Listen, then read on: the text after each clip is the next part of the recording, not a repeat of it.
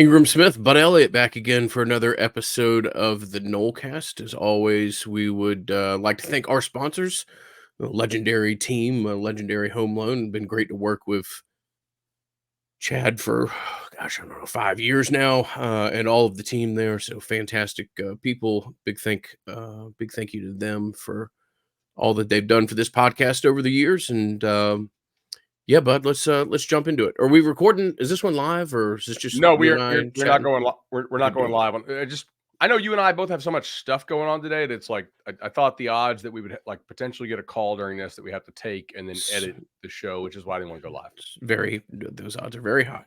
Yeah. So, yes. All So, right. Cool. all right.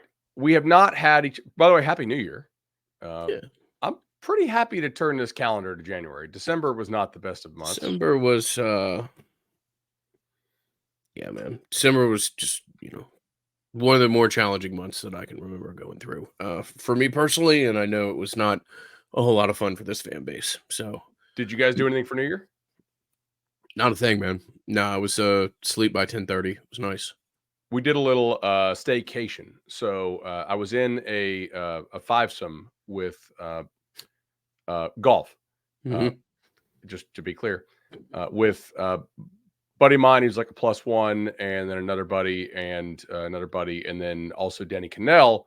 And Cannell hit like two 70-foot eagle putts. So we ended up winning the 2-night stay at a fun hotel downtown. And so a little staycation, no kids, which was cool. So thank you to Danny for just dropping putts like crazy. And we won the Citrus Bowl tournament back in April, and I was like, I got to use these nights before the end of the year. So that's what we did. I did watch the Orange Bowl. Man, I went 47-13 on my prediction. I thought that was kind of aggressive, and I'm not really worried about the Orange Bowl for FSU's culture. In hindsight, was this a mistake to have played it? Because I said on Cover 3 that I do actually legitimately believe, had it been the Cotton Bowl or the Fiesta Bowl, that FSU would have found a way to not play the game. Like, I think because you have such prominent alumni, I'm not hearing you. Is the internet on me or you? That's interesting. Interesting. Because you have prominent alumni involved in the Orange Bowl committee and other things like that.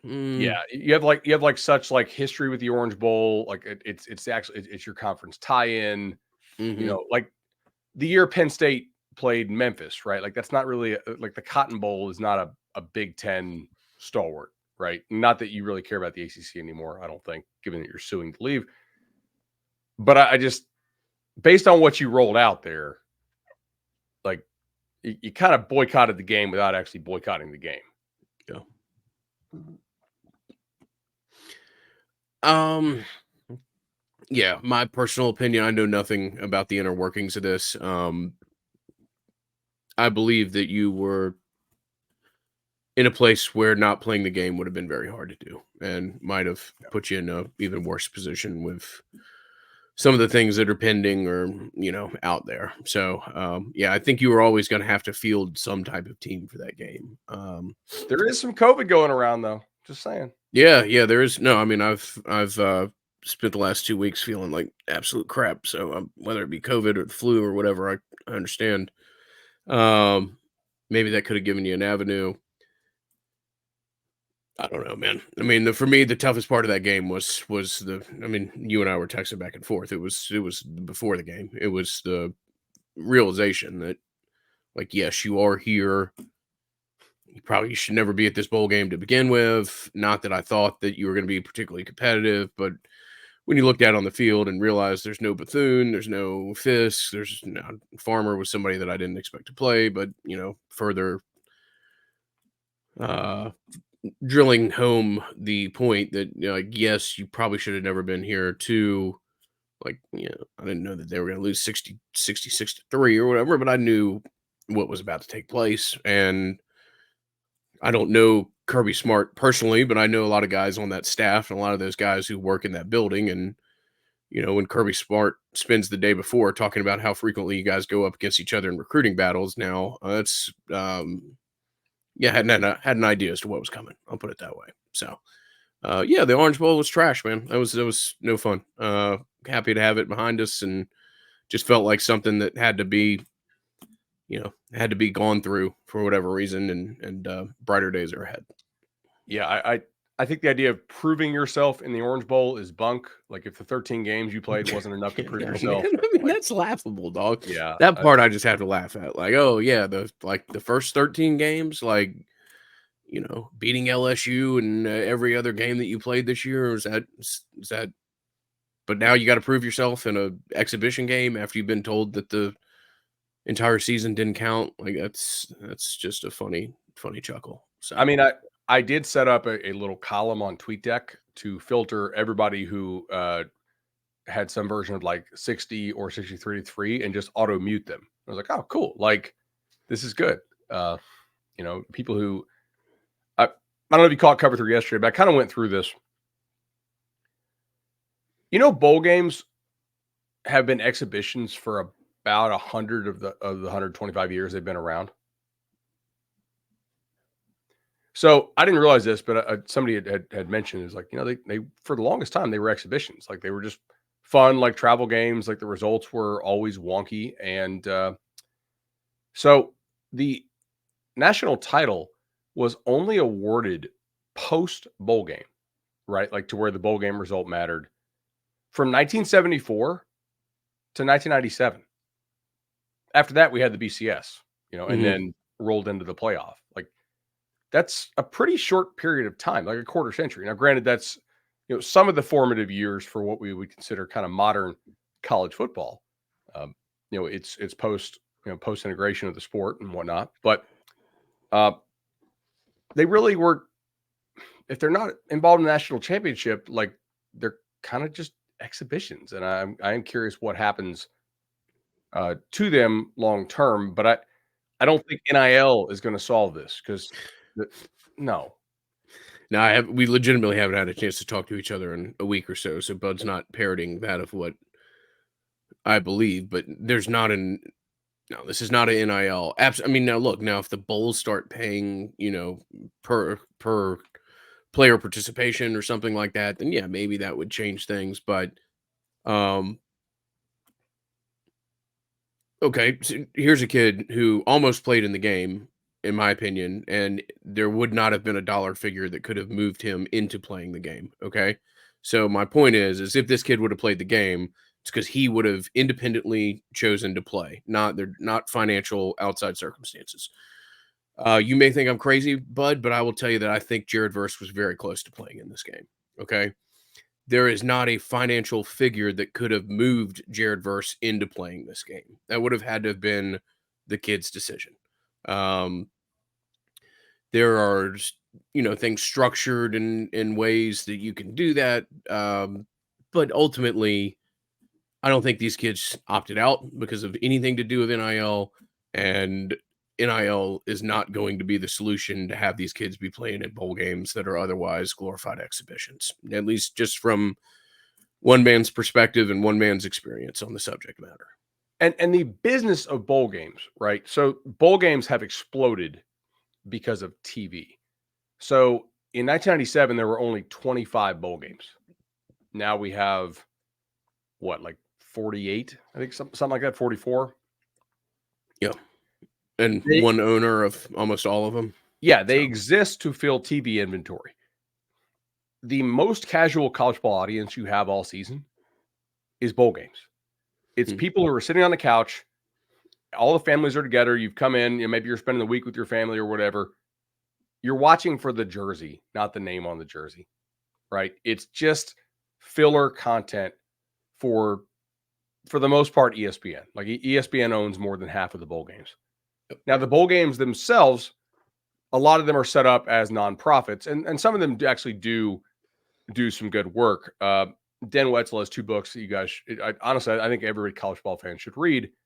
Uh, Bowls, what was it? Bowls, something in Tattered Souls, I think is the one, but the other one is Death to the BCS, hmm. right? Where he kind of talks about how the bowl system actually works and whatnot. Anyway, like the bowls, I don't think it's worth it for them to pay players to pay players to play. I don't think that makes good business sense. Even if you do, are they really going to care? I mean, Malik Neighbors for LSU played the first half because he wanted to get a record, and then sat out as LSU came back. And beat Wisconsin in the second half. I don't really know. By the way, Daniel's backup is legitimately good. Like I think LSU got one there. The Nussmeier kid. Yeah. I mean, yeah, I don't take a whole lot away from the Orange Bowl. I did think that it was some of the balls Brock Glenn threw were like nice on target downfield throws. So that was encouraging. He looked more comfortable, much more comfortable in this game than he did against Louisville. And I can see some of the glimpses of things that you saw early this year in practice that the staff really liked before he hurt his thumb. Yeah. So yeah, nice little scale up by Brock. Kentron Portier had his best game of the season. A guy that you would expect to be a large part of the offense moving forward. Yeah, that's about it. I mean, yeah. from the positives. So I'm just not going to be particularly critical of anybody. I mean, I talked to a couple of those guys that ultimately chose to not participate, and yeah, I mean, their concern was like, well, they knew what was going to happen. They knew what was going to happen, and they also knew that they were going to be, getting signals from kids who hadn't otherwise played, like that weren't going to be able to line up right. Yeah, they just knew. So, I respect everybody, anybody, and also, and Bud, look, I told you this, I think the Sunday after the game, after the Louisville game. Basically, I think every kid that I told you who I thought might not play didn't, with the exception of Deloach. Yep. Yeah, you were dead on. A lot of those guys got through this season on duct tape and bubble gum, man, and I mean keeping their bodies together with duct tape and bubble gum, and chose to have surgery, chose to have a medical procedure as soon as they could, because as soon as you're not playing in the playoffs, then yeah, no, I'm not going to play another game as a defensive tackle with a broken hand. I'm not going to play, if I've got to get ready for the draft, then I need to go ahead and have my shoulder done. I need, like it's, I don't even classify that as an opt out. I just classify that as common sense winning the day. I just, Yeah. you're not going to go play in a game if you've got to have work done and then got to go get ready. Maybe you're going to be a fourth round pick at best or something like that. You got to get ready. You got to go out to Arizona or Tampa or whatever you're going to do for combine prep and all the other things. And yeah, having a medical procedure means that's what you got to do, and it means you're not going to play in the bowl game. And that was the case with an awful lot of those kids. I would not classify that as an opt out, but that's just. And even the ones that didn't get surgery definitely needed rest. Mhm. Like Yeah. I don't think Keon Coleman needs any kind of procedure, but like, I mean, he was definitely dealing with a knee down the Contusion and a stretch. couple other things. Yeah, Yep. like there were weeks where he barely or didn't practice at all, right? And still went out there and gutted it out on Saturdays, and looked more limited as the year went on, right? Because like the guy, I think does care about playing ball.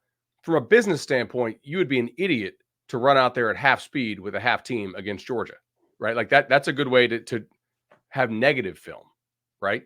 So no, I don't knock any of those guys. And like I hope they were encouraged from what I had heard to go and get it done. Like, hey man, like get yourself right for pro day. We appreciate you playing through stuff during the year when you could. Like it's time. You go to college to prepare yourself for your career. Yeah. If your career is playing professional football, it's a very short career. Tatum Bethune gave you 2.5 quarters on one leg in the ACC championship game. Okay. Good for that kid. Yeah. That's when you needed it. That's when you needed a kid to put the team above himself, and he did.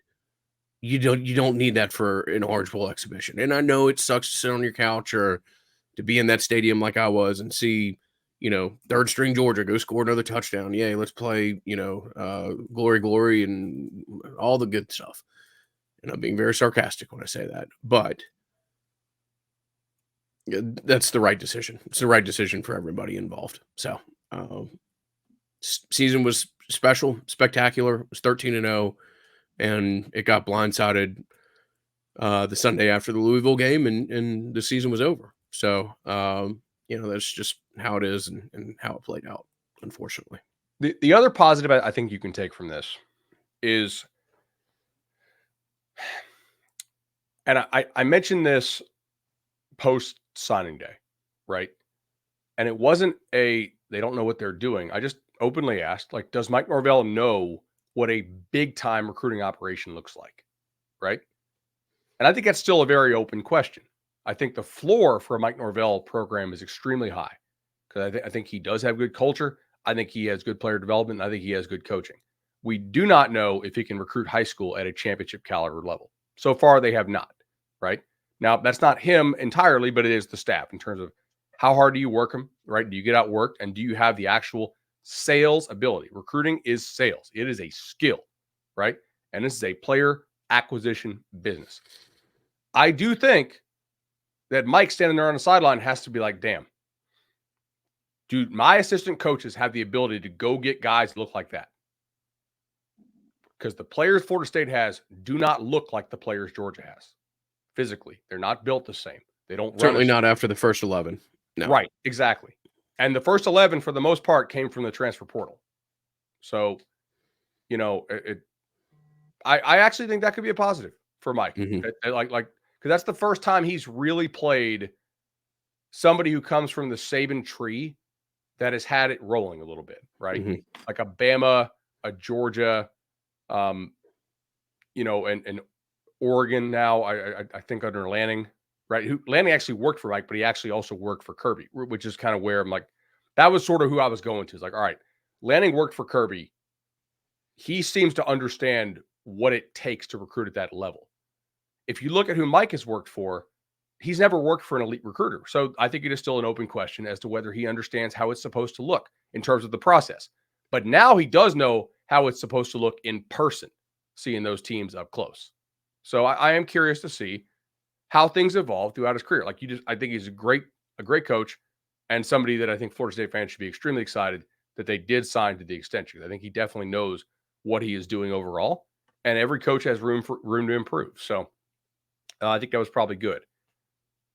Something else good, I think getting DJU in is a good move, right? It just, I think he's a like reasonably decent to good college quarterback when you understand his strengths and weaknesses. And my personal goal for this upcoming season is to avoid like a material backslide, right? Do things to secure the floor of the roster to where you are not going 6-6 or 7-5, right? 8-4 doesn't kill you.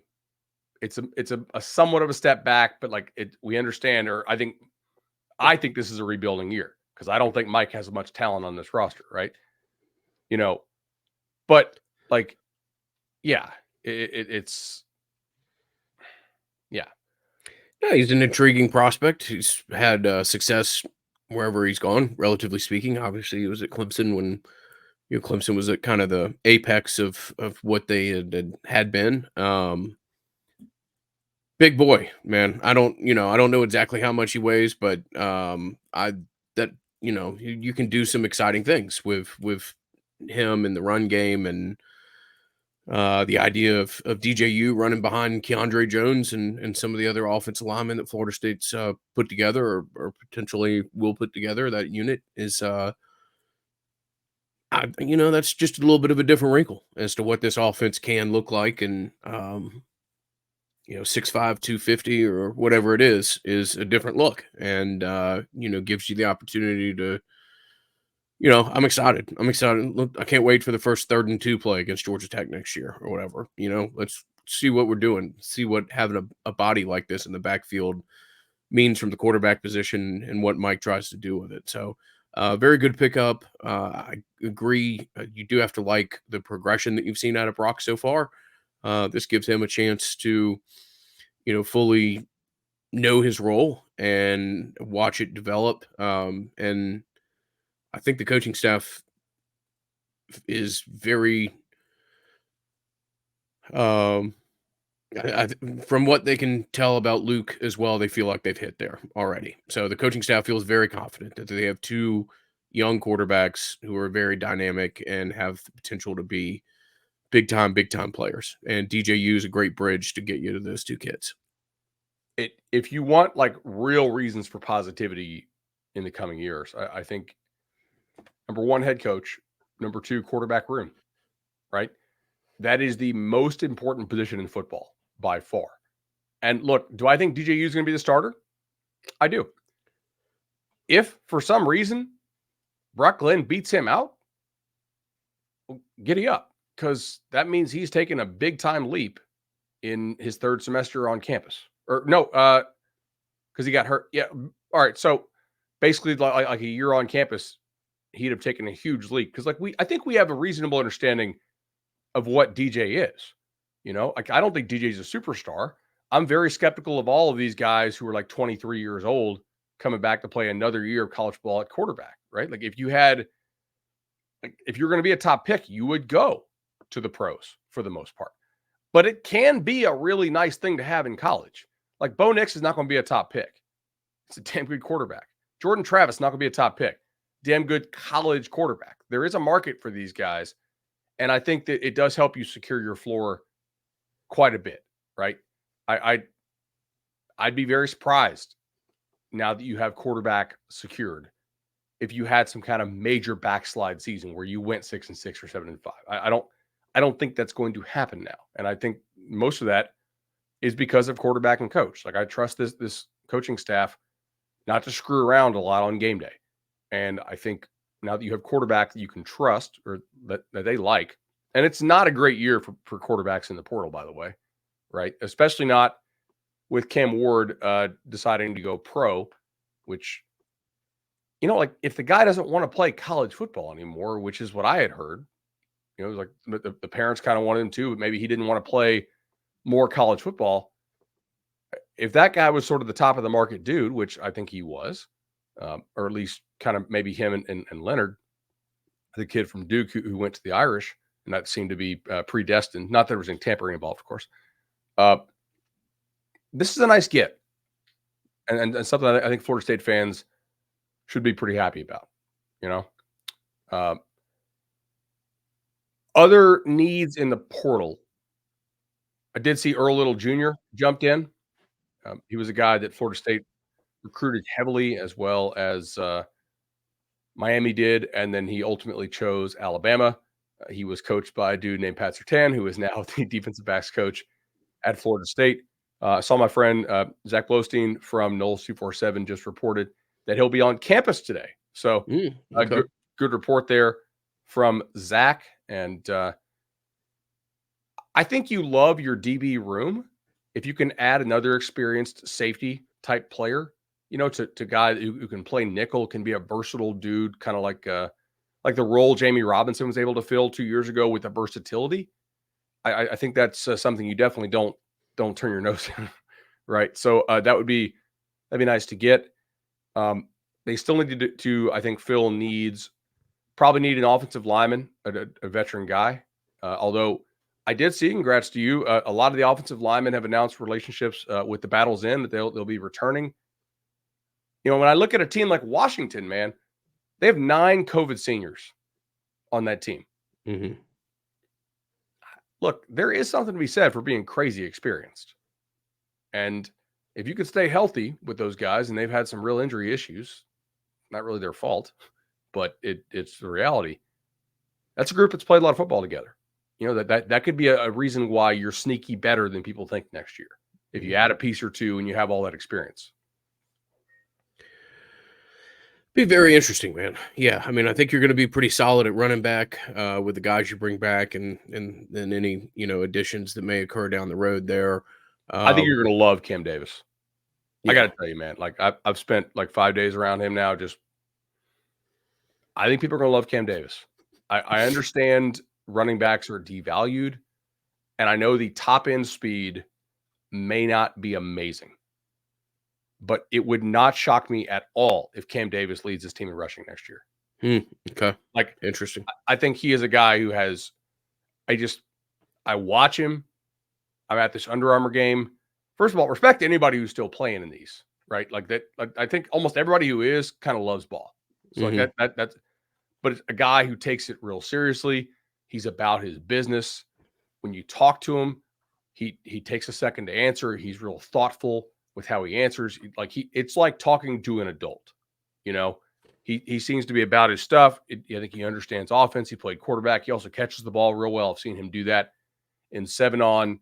Um, I think he's a guy that I think he's gonna be a coach's, not a teacher's pet, but like just a guy that does things right and is Hmm. going to get on the field. So yeah, I'm excited, man. I know we jumped ahead a little bit on recruiting and Under Armour talk, but that's a guy I think you got to be really, really excited. I've been fortunate enough to work with you for 15, 16 years now, bud.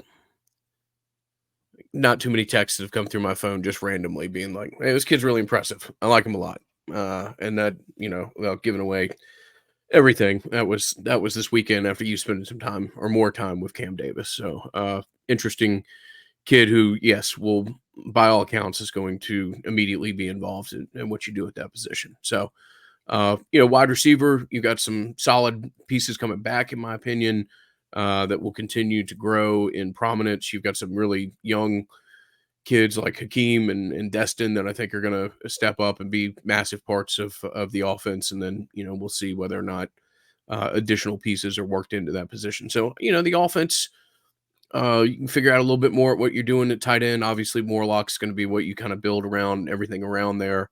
I think the offense will be pretty solid. We'll have to see if it reaches that level of being dynamic or whatever other term you want to use to apply it. But a lot of pieces there to give you confidence that you're going to be a very, very solid offense next year. And it's like, I don't know what would have to happen for me to be like, yeah, this Mike Norvell led offense is going to suck, but it would take a lot. Like Hmm. there are certain things we just kind of know that based on the coaching, the scheming, the development, the purpose with which they play, you're going to score points typically, right? And they had some struggles this year at times, but they did usually find a way to work around it. Um, One area that I do think that they need to address on the offense, and it's actually a good year for this in the portal. It looks like it, you did not have a guy this year defensively that you could run some of those slot overs with, right? Just the guy that was like Florida State would do this with Pokey Wilson some Okay. Yeah.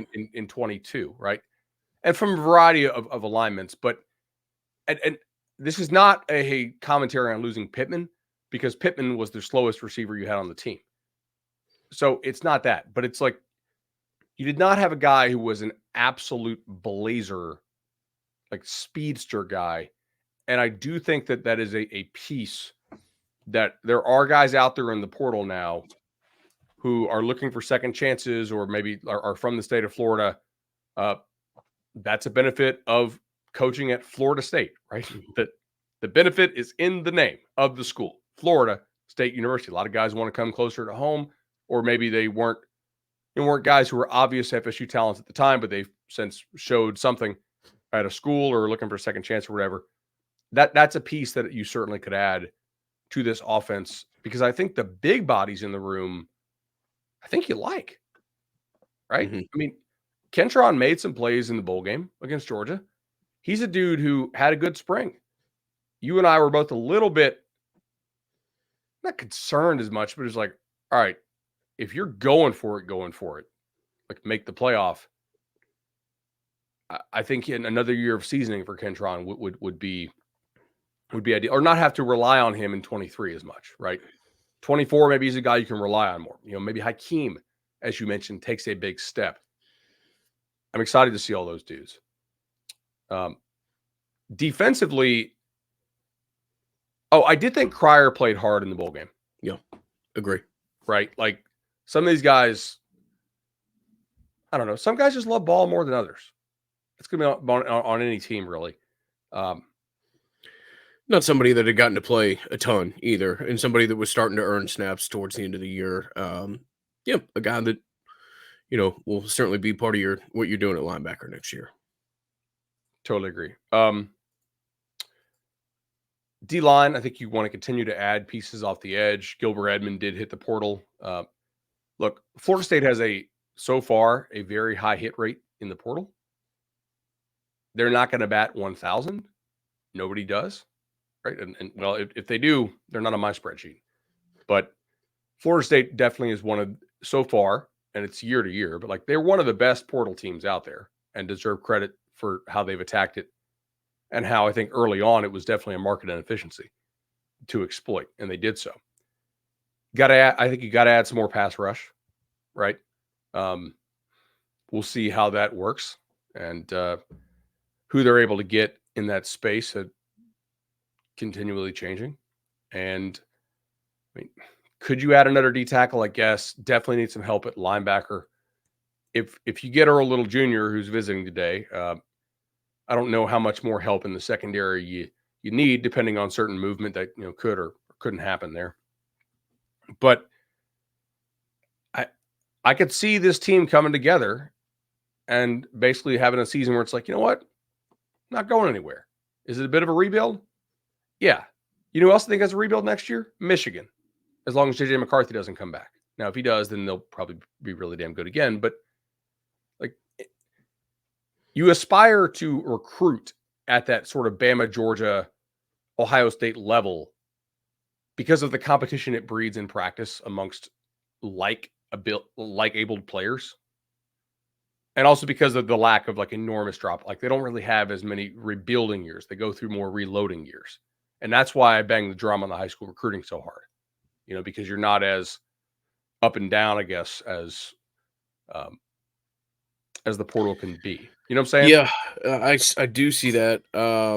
We'll have to see what this looks like after tonight. I guess tomorrow. What you get if you played in one of the 6 bowl games, you get an extra 4 days to enter the portal or whatever. Um, Yeah.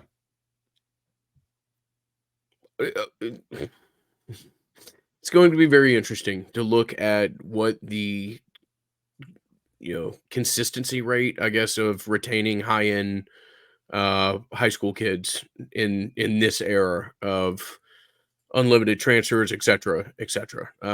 I'll be fascinated to go back and look at what some of these classes 2 years ago put together by the Bama, Georgias, et cetera of the world. How many are there? How much? Look, there's no argument. I was going to say I agree with you. There's no argument that high school recruiting is where you have the best chance to gather kind of the most elite pieces of clay, if that's the metaphor you want to use here. But I do think we're entering into a whole new era of keeping that clay on your roster and seeing how difficult it is to actually mold it into, what you think you can in 2 to 3 years, and, how what the process is of keeping it, keeping elite domestic talent on your roster. So, um, yeah, brand new world when it comes to that. So So I interesting to see what it looks like. agreed. And I think in some cases, if you're getting guys off like those 4 or 5 teams rosters, there's a bit of like an adverse selection because I think we have to assume that as rational actors, they're going to look to keep the guys they really want to keep. But you can't always do it, right? Like if somebody offers you playing time and a starter's NIL opportunity, I don't want to say salary, obviously, then you're going to look at that pretty hard if you didn't play year one and if you're still sort of in the mix in year two. Like, don't you think, like, Oh, look, I mean, look it's at Bear Alexander. to use a baseball analogy, man. If you're going to be, let's say you're going to be someone's 5th option at defensive tackle. Okay, Yeah. so in this reference, you'll say you'll be their 5th starter in a rotation, but random SEC West team is going to make you their number 2, then there certainly is some financial levels of variance that occur from school to school, conference to conference, etc. But it's not as though these 3 or 4 schools have just a totally different level of money and nobody else does. I mean, and when you're speaking about Bama and Georgia and Ohio State to an extent, I believe that these are not the schools that race around in the NIL world and set markets. Okay, they're very confident in what they do, how they go about doing it, and it's not, um, let's see how much money we can light on fire. Um, my whole point here is it's just going to be harder and harder to retain elite talent on your roster when somebody else can prioritize them at just a different level than you can.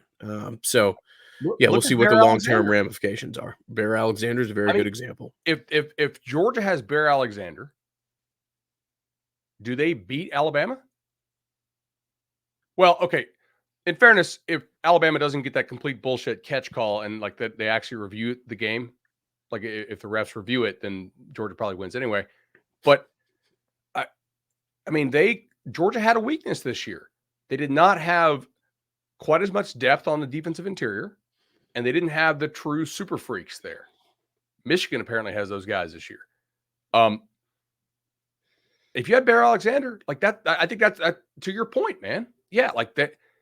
I think the talent is being a little more spread out through the sport, even if we acknowledge that there is some adverse selection of the guys that you get. Basically, meaning like for every Jermaine Johnson, there's probably 2 or 3 Denver Harris type guys, right? That are leaving for a different reason. But you're still losing a Jermaine Johnson still hurts.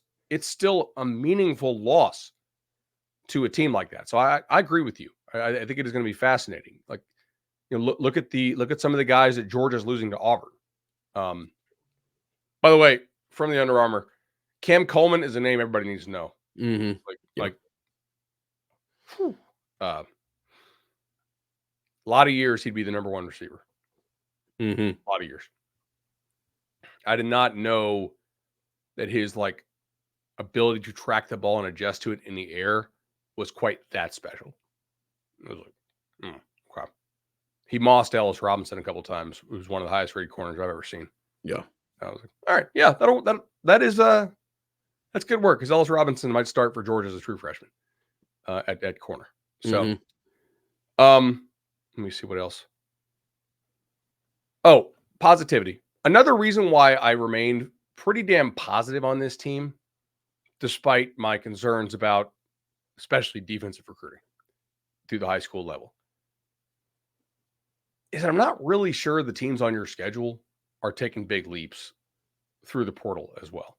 Now that's sort of I'd rather feel good because of your own process as opposed to the failings of others.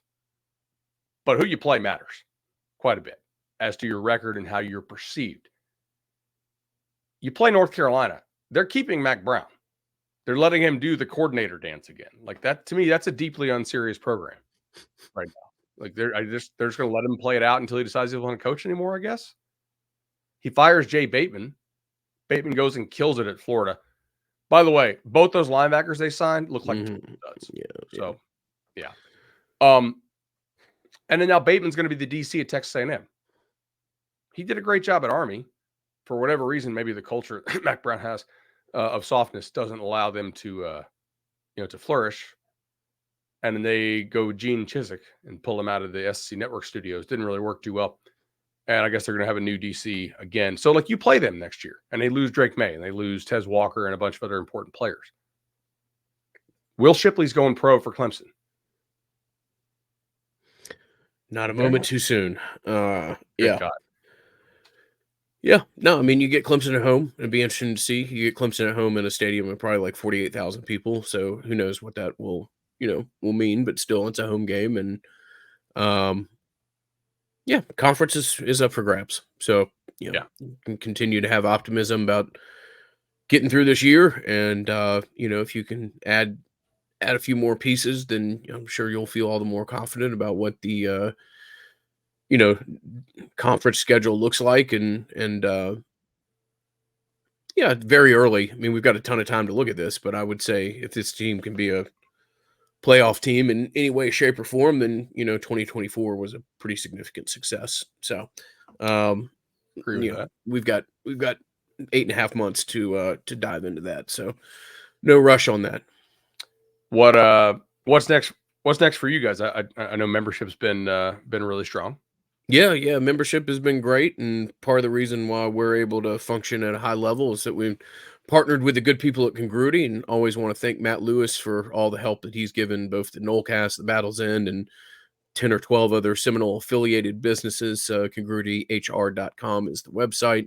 Matt Lewis has been a great guy for us to work with, a great friend of ours, and a massive resource to any business that I've been a part of that we've chosen to partner with Congruity, and appreciate the inflow and consistent inflow of interest in partnering with him from other listeners. But no, I mean, Battle's End is just keep plugging along.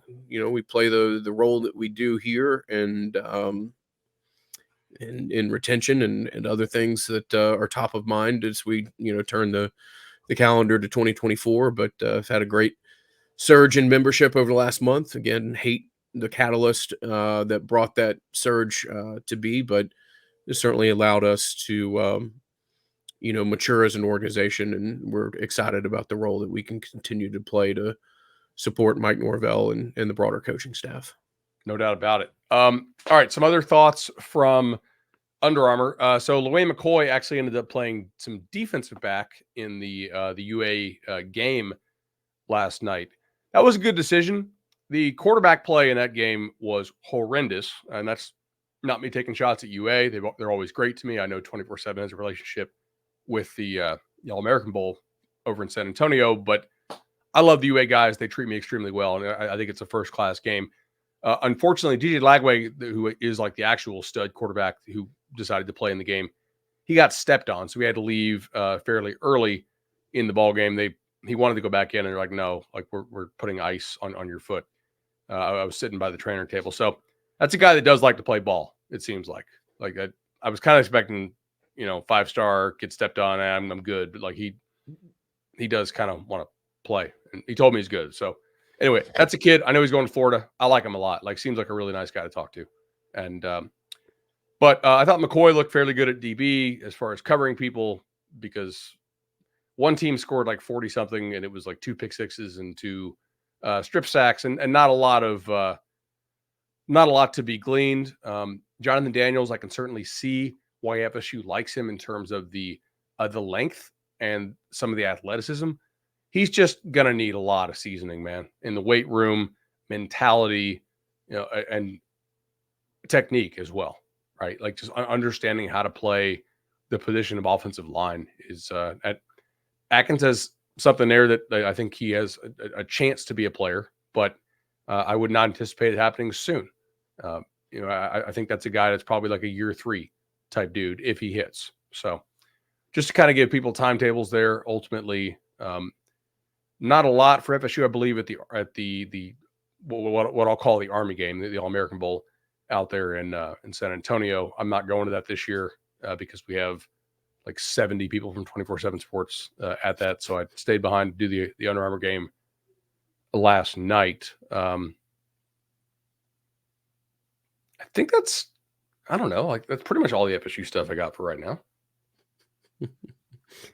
Good deal, man. Yeah, no, I mean it's an interesting time here. Interesting time with a lot of different things going on. Great for us to be able to get back together, connect post Orange Bowl. You'll have to forgive us if we, omitted a play-by-play review of that game. It is what it is, and it was what it was.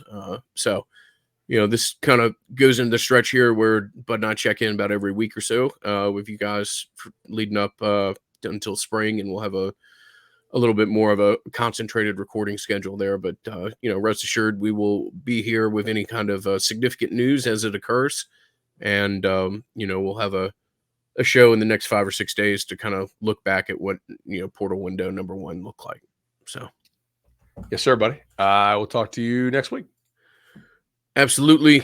Before, always want to thank our friends at Charlie Park. I'm headed down to Tallahassee in about 17 minutes, and we'll be there at some point over the weekend, undoubtedly. So charlieparkrooftop.com is the website, and a place that Bud and I always make a attempt to frequent when we are in town, and want to thank them for all the support they've given us over the years. Awesome, man. I will see you soon. Till next time, bro. Good talking to you. See you, man.